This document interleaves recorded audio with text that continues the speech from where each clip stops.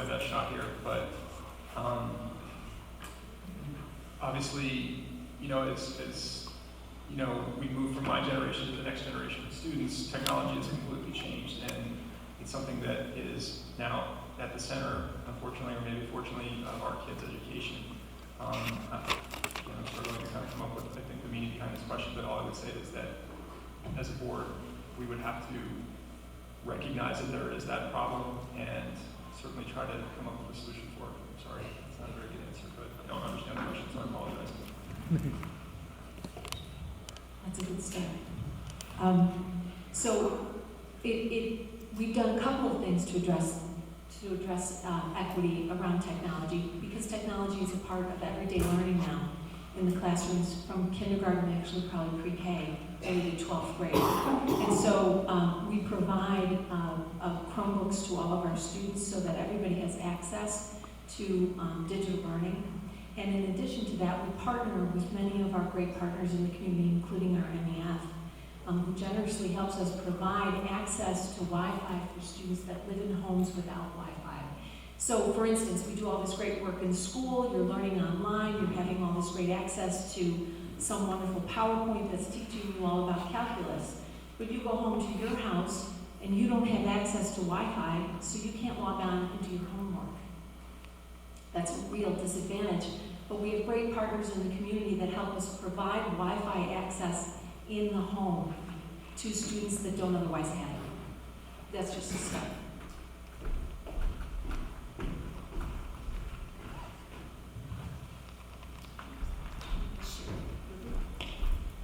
All right, the question is, how do you feel the district deals with issues of inequity with technology? Well, I think it's wonderful that we have such an innovative and progressive school district, and we're very lucky in that sense. The one-to-one Chromebook ratio and initiative for grades 6 through 12 is incredible and doesn't happen in many districts. I can speak for the one that I work in. We're very, very lucky. And the fact that that's offered to every single child from 6th grade through 12th grade is a benefit to them. As others have mentioned, some families in our district don't have access to Wi-Fi or computer access for that reason. So the fact that we are providing that is a wonderful opportunity and evens the playing field, in my opinion. Now, with that innovation and progressiveness, I'm also a little bit of a traditionalist, and I believe education should be a blend of technology and the traditional education. And I think that our teachers do a wonderful job blending those two together. We also have smart boards and projectors in the school districts, and even though not one to, oh, sorry.